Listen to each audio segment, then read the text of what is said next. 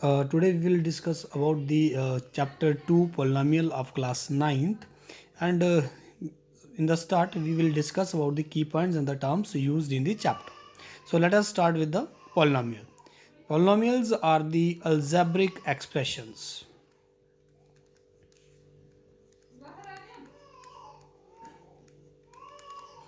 Algebraic expressions that we have studied in the earlier classes are called the polynomials. For example, x square minus 2x plus 5, y cube plus 7. Next is x square plus 2xy plus y cube plus 3xyz, और y square plus 2yz plus 3z all are the polynomials. पर हम यहाँ पे अगर ध्यान से देखें तो फर्स्ट वाले में x square minus 2x plus 5 में एक ही वेरिएबल यूज़ हुआ है और वो है x. इसमें भी एक ही वेरिएबल यूज़ हुआ है और वह है y. बट इस वाले में अगर हम बात करते हैं तो यहाँ पे x वेरिएबल भी नज़र आ रहा है, y भी नज़र आ रहा है और z भी नज़र आ रहा है. बट इस वाले पोलिनोमियल में हमें y और z दो वेरिएबल नज़र आ रहे हैं. तो हम कह सकते हैं कि ये जो पोलिनोमियल है ये वन वेरिएबल में है, ये वाला भी वन वेरिएबल में है, इसमें 3 वेरिएबल्स हैं और इसमें 2 वेरिएबल्स हैं. But here in class 9th हमें जो करना है वो है पोलिनोमियल इन वन वेरिएबल. तो हम यहाँ पे उन्हीं पोलिनोमियल्स पे ध्यान देंगे जहाँ पे एक ही तरह का वेरिएबल यूज़ हुआ है. जैसे इसमें एक वेरिएबल यूज़ हुआ है x, तो हम ये कह सकते हैं कि ये पोलिनोमियल है जो कि वन वेरिएबल में है. y square minus 5 is also a polynomial in one variable. अगर आप बात करते हैं किसी पोलिनोमियल की A X square plus B X plus C, तो इसमें जो हमारे पास वेरिएबल है वो x है और यहाँ पे जो a, b एंड c हैं ये कोफिशिएंट्स हैं. Constant terms are called the coefficients. हमें जो एक चीज़ की तरफ ध्यान देना है वो ये देना है कि जो हमारे कोफिशिएंट्स हैं ये रियल नंबर्स होने चाहिए. और रियल नंबर्स में हमने ऑलरेडी पढ़ा हुआ है कि all the rational and irrational numbers are the real numbers. तो हमारे पास कोफिशिएंट्स में ए बी सी जो कि रियल नंबर होंगे. एक चीज़ का और हमें ध्यान रखना है कि जो x का पावर है जिससे 2 है, यहाँ पे 1 है और यहाँ नहीं है, ये हमेशा एक होल नंबर की फॉर्म में होना चाहिए. अगर मैं बात करता हूँ किसी पोलिनोमियल की P X is equals to a0 plus a1x plus a2x square plus a3x cube plus so on to A N X का पावर n, तो मैं कह सकता हूं कि ये पोलिनोमियल है इन वन वेरिएबल. अगर मेरे पास a0 a1 so on to A N all are the real coefficients and n is a whole number.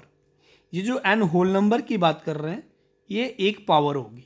जैसे x का पावर n में यहाँ पे हमें n नज़र आ रहा है, तो n जो पावर में आ रहा है 3 है, 2 है, यहाँ पे 1 है, यहाँ नहीं है, तो हम ये कह सकते हैं कि जो वेरिएबल का पावर होगा वो होल नंबर में होना चाहिए और ये जो कोफिशिएंट्स हैं ये रियल नंबर्स होने चाहिए. वेदर दे आर रैशनल और इरेशनल सब चलता है, बट वो कोफिशिएंट रियल नंबर होने चाहिए. तो हम ये कह सकते हैं कि अगर ये सब कंडीशंस को कोई सेटिस्फाई करता है तो वो पोलिनोमियल इन वन वेरिएबल है.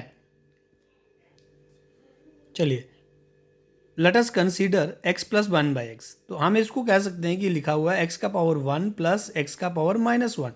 ये जो माइनस 1 है ये होल नंबर नहीं है, नॉट अ होल नंबर. तो हम कह सकते हैं कि जो x प्लस 1 बाई एक्स है ये नॉट अ पोलिनोमियल, ये पोलिनोमियल नहीं है. उसी तरह से अगर मैं एक और एग्जांपल ले लूँ, आपके पास 3x का square plus 5x plus 7 root x, तो मैं तो यहाँ देख रहा हूँ कि 3 और x का पावर तो 2 है. 5 के साथ जो x लिखा हुआ उसका पावर 1, बट जो 7 के साथ x लिखा हुआ रूट में तो उसका मतलब हो गया रेस पावर 1/2. अगेन क्योंकि 1/2 जो है ये भी होल नंबर नहीं है, नॉट अ होल नंबर. तो हम ये कह सकते हैं कि ये जो एक्सप्रेशन हमारे पास आ रही थी is again not a polynomial. तो हमें ध्यान देना है कि पॉलिनोमियल में जो x का पावर रहता है वो हमेशा होल नंबर होना चाहिए, कोफिशिएंट्स हमेशा रियल नंबर होने चाहिए। इसके बाद अगर हम बात करते हैं कि डिग्री ऑफ द पॉलिनोमियल, तो हम ये कह सकते हैं कि जो हाईएस्ट पावर रहेगी, हाईएस्ट पावर ऑफ वेरिएबल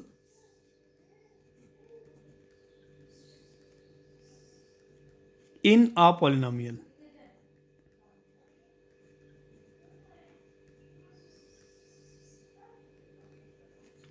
तो सबसे पहले ये होना चाहिए कि वो पॉलिनोमियल होना चाहिए, और फिर उस पॉलिनोमियल में जो वेरिएबल की हाईएस्ट पावर होगी उसको हम कहते हैं कि वो पॉलिनोमियल की डिग्री है। For example 3x² minus 5x plus 2 में x का हाईएस्ट पावर 2 है, तो हम ये कह सकते हैं कि इसकी डिग्री 2 है।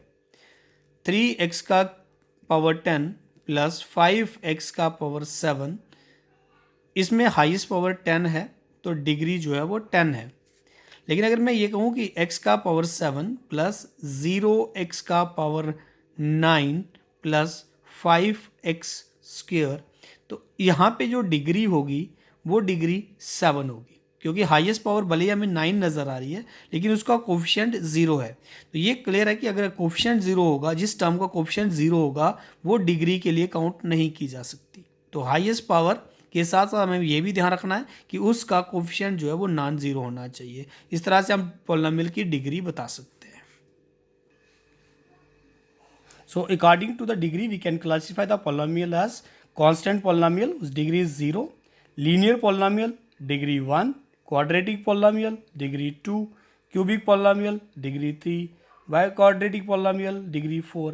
Here are the some examples of the constant polynomial. 5 minus 7 by 2 3, but the constant polynomial cannot be the 0. ये सारे नंबर्स आएंगे कांस्टेंट पॉलिनोमियल में, बट उसमें 0 नहीं आएगा।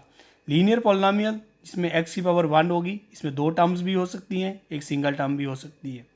क्वाड्रेटिक पॉलिनोमियल क्योंकि डिग्री 2 है तो इसमें अब हमारे पास मैक्सिमम 3 टर्म्स आ सकती हैं, और कम से कम एक टर्म तो होनी चाहिए, और इसमें हाईएस्ट पावर 2 होनी चाहिए, और उसका कोफिशिएंट जो है वो नॉन जीरो होना चाहिए। क्यूबिक पॉलिनोमियल क्योंकि डिग्री 3 है, एग्जांपल्स आपको खुद देनी है। बाइक्वाड्रेटिक पॉलिनोमियल डिग्री 4, एग्जांपल खुद लिखिएगा। Thank you and have a nice day.